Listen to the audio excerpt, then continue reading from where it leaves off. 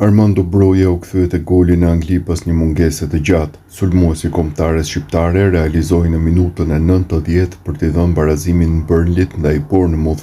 Sfida e Premier Ligës u mbyll 1-1. Është e pabesueshme, por Broja nuk shënonte gol në Angli që nga 6 janari i vitit 2024. Aso kohë Chelsea u përball me Preston në kupën FA Cup, ndërsa Broja realizoi në fitoren 4-0 të bluve të Londrës. Goli në Premier League ndërkohë mungonte nga 2 tetori i vitit 2023. Kjo kohë e gjatë prej 2 vitesh është e kushtëzuar dhe nga dëmtimet që Armando Broja ka kaluar. Për Brojën duket se u thye një mallkim. Interesant është fakti se gëzoi pikën e parë me Burnley që po shkon drejt rënjes nga kategoria. Në 10 ndeshje të mëparshme ku ka fituar minuta, Broja ishte larguar vetëm me humbje nga fusha e blertë.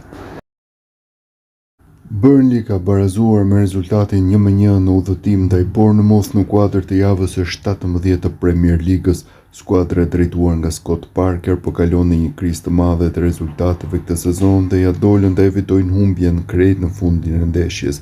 Autori golit për Burnley në këtë sfidë ishte Armando Broja, i cili pasi u fut në lojë në minutën e 65, ja doli të realizojë në minutën e 90 për rezultatin përfundimtar 1-1. Për Brojën ky ishte goli i tij i parë këtë edicion në kampionatin anglez, teksa ka 11 ndeshje të luajtura deri më tani me Burnley.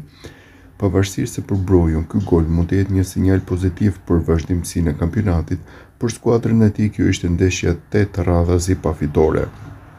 Burnley aktualisht pozicionohet në vendin e parafundit në tabelë me 11 pikë të grumbulluara, ndërsa javën e ardhshme do të luajë në fushën e Evertonit.